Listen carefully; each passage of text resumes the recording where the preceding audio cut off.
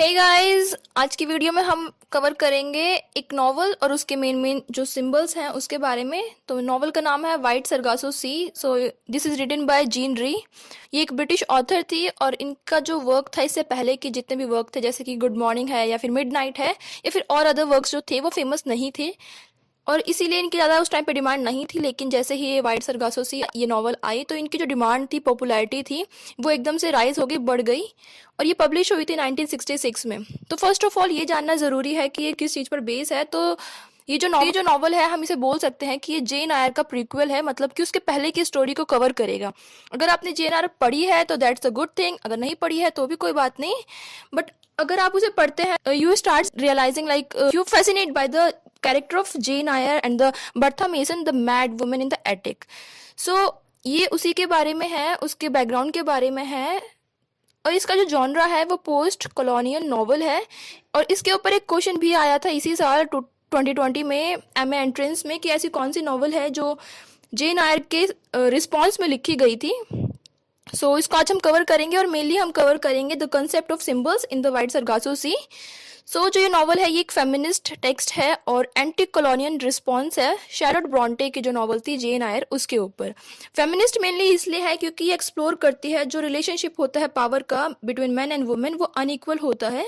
तो इस नॉवल में भी यही है कि जो रिलेशनशिप है, पावर का रिलेशनशिप है मैन और वुमेन के बीच, मेनली हम बात करेंगे बर्था जिसे जेन आयर में बोला गया है लेकिन उसका नाम होता है एंटोनेट कॉस्वे, जिसे कि बाद में रिनेम कर दिया जाता है और बर्था बोलने लग जाते हैं हम जेन आयर में।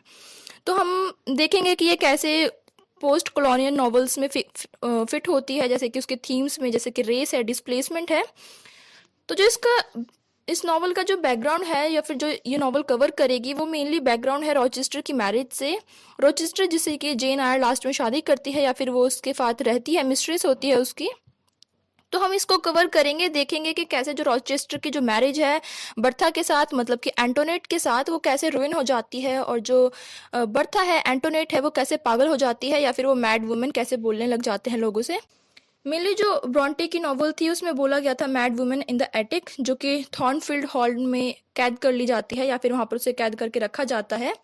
तो जो एंटोनेट की जो स्टोरी है वो बताई जाएगी उसके यूथ टाइम से, जब वो जमाइका में थी तब, फिर उसके बाद जो उसकी अनहैप्पी मैरिज हुई तब, और फिर उसके बाद जो उसका जो हस्बैंड था जिसके साथ उसकी शादी हुई थी अननेम्ड जेंटलमैन, मतलब कि जो मिस्टर रॉचेस्टर है उनसे।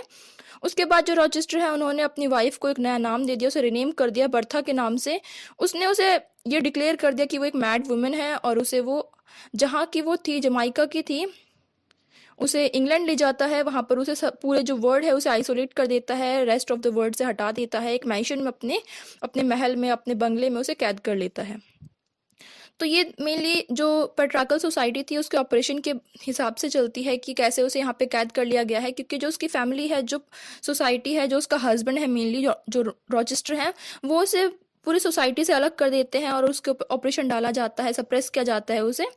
और जो बर्था है, मतलब कि जो एंटोनेट है, वो फुली किसी भी चीज़ से बिलोंग नहीं करती है, ना तो जमाइका की रह जाती है, ना ही वो टोटली बिलोंग करती है यूरोप से, मतलब कि इंग्लैंड से, क्योंकि वहाँ पर भी वो सिर्फ एक एटिक में बंद रहती है हमेशा।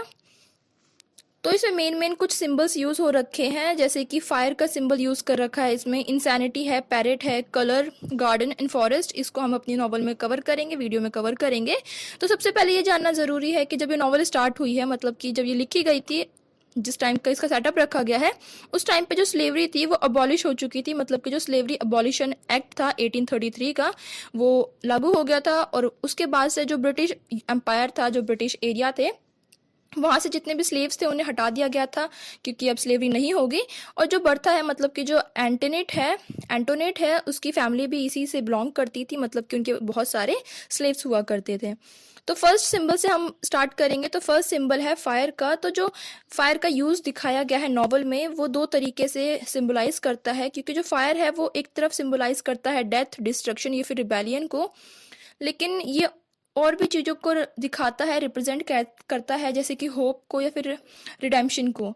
जैसे कि फायर यहाँ पे यूज़ किया गया है, इस नॉवल में यूज़ किया गया है एंगर को शो करने के लिए, कि जो स्टार्टिंग में दिखाते हैं, नॉवल के स्टार्टिंग में जो एक्स स्लेव्स थे, जो एंटोनेट की फैमिली के एक्स स्लेव थे, वो उनके जो स्टेट है, उनका जो घर है, उसमें आग लगा देते हैं, फायर लगा देते हैं, फायर सेट कर देते हैं और उसके रिजल्ट में एक उनका पैरेट है जिसकी डेथ हो जाती है, जिसका नाम कोको है। एंटोनेट के ब्रदर की डेथ हो जाती है और जो एंटोनेट की मदर है वो भी मेंटली अनस्टेबल हो जाती है, उनका जो मेंटल स्टेट है वो डिक्लाइन होने लग जाता है। तो मेनली यहाँ पर फायर जो है वो सिंबल की तरह यूज़ की गई है कि जो फायर है वो डिस्ट्रक्शन को भी शो कर सकता है। आप उसके तरीके से डिस्ट्रक्शन देख सकते हैं, डेथ देख सकते हैं, या फिर एक होप की तरह से भी। होप इसलिए क्योंकि जब एक बार रॉचेस्टर और जो एंटोनेट है वो अपने हनीमून पर जाते हैं और वहाँ पर जो रॉचेस्टर है वो एक मौत को देखता है, मतलब जो कीड़े मकोड़े होते हैं कैंडल लाइट के आसपास में, कैंडल की जो फायर होती है उसके आसपास में, कि वो जो मौत है वो उसकी तरफ बहुत ज़्यादा अट्रैक्टेड है, फैसिनेटेड है। वो तब तक उसके पास घूमता रहता है जब तक कि उसकी डेथ नहीं हो जाती है। वो अपने डेंजर को समझ नहीं पाता है कि अगर वो उसके ज़्यादा पास जाएगा तो उसकी डेथ हो जाएगी, और जब उसे रियलाइज़ होता है तब तक बहुत ज़्यादा देर हो जाती है और उसकी डेथ हो जाती है। तो यहाँ पे सिमिलैरिटी दिखाई गई है, जो एंटोनेट है और जो उसकी मदर है वो भी इस चीज़ से बिल्कुल अनअवेयर है कि जो उनकी डिसेप्टिव मैरिज लाइफ है वो किस तरीके से है और वो आगे चलकर उन्हें कहीं ना कहीं ट्रैप कर लेगी। क्योंकि जो एंटोनेट की मदर है, जब वहाँ पर फायर सेट कर दी गई होती है तो जो उनके हस्बैंड हैं वो उन्हें एक ऐसी जगह पर छोड़ देते हैं जहाँ पर उन्हें टिल डेथ तक उन्हें टॉर्मेंट किया जाएगा, उनको सताया जाएगा ऐसी जगह पर। और बाद में जो एंटोनेट है, मतलब कि जो बर्था मैसिन है, उसको भी उसका जो हस्बैंड है वो एटिक में कैद कर लेता है, उसे मैड वुमेन का दर्जा दे देता है, उसे डिक्लेयर कर देता है। तो उस तरीके से इसमें सिमिलैरिटी है जो सिम्बलाइज करता है, जो फायर है वो उन दोनों की लाइफ को भी रिप्रेजेंट करता है, जो एंटोनेट है और उसकी जो मदर है। अब आगे जो फायर है वो एक और तरीके से सिंपल के तरीके से यूज़ हुआ है, जैसे कि हम फायर को फेथ से भी यूज़ कर सकते हैं। जैसे कि जो एंटोनेट है वो एंड में जो नॉवल ख़त्म हो रही होती है उस टाइम पे वो आग में कूद जाती है, फायर में कूद जाती है, ताकि वो अपने इम्प्रिजनमेंट से बच सके। इसमें दिखाया गया है कि अगर आप एक बार इम्प्रिजनमेंट हो जाते हैं, एक जगह पे कैद हो जाते हैं, तो आपकी जो डेथ है मेनली वो आपकी रियल फ्रीडम हो सकती है, उसको छोड़कर आप एस्केप नहीं हो सकते हैं। तो जो नॉवल के स्टार्ट में एक बार आग लगती है जब एक्स स्लेव्स लगा देते हैं, और एक बार नॉवल के एंड में जब बर्था मेसन मतलब कि जो एंटोनेट है वो खुद आग लगा देती है और उसमें खुद जलकर मर जाती है। तो दोनों ही जो फायर के इंसिडेंट है उसमें बैलेंसिंग नेचर है फायर का। सिंबल है इंसैनिटी का, मतलब कि पागलपन या फिर पागल, मैडनेस का। तो जो मैडनेस है वो भी बहुत क्लोजली रिलेटेड है वुमेन की सेक्सुअलिटी से और वुमेन की आइडेंटिटी से। जो एंटीनेट है वो सफ़र करती है बहुत ज़्यादा जो सोशल रिजेक्शन होता है वो, और जो नेगलेक्ट करती है उसकी फैमिली वो, क्योंकि ना तो उसे उसकी फैमिली एक्सेप्ट करती है, मतलब कि जो उसके हस्बैंड की फैमिली है, और ना ही जो सोसाइटी है इंग्लैंड की वो उसे एक्सेप्ट करती है। तो जो इमोशनल और जो मेंटल अब्यूज़ है जो उसकी फैमिली में होता है, या फिर वो सफ़र करती है, या फिर जब वो बच्ची थी तब से उसने सफ़र किया है, तो ये सारी ही चीज़ें कहीं ना कहीं कंट्रीब्यूट करती हैं कि जो उसका मेंटल स्टेट है वो डिक्लाइन होने लग जाए और लास्ट में वो मैड हो जाए। जो सोशल कंस्ट्रक्शन है पेट्रार्कल सोसाइटी का वो मेनली इस चीज़ के लिए रिस्पॉन्सिबल है, क्योंकि जो सोसाइटी है वही उसे ऑप्रेस करती है, सप्रेस करती है। इसकी वजह से जो उसका मेंटल स्टेट है वो डिक्लाइन होने लग जाता है, लास्ट में मैडनेस में कन्वर्ट हो जाता है।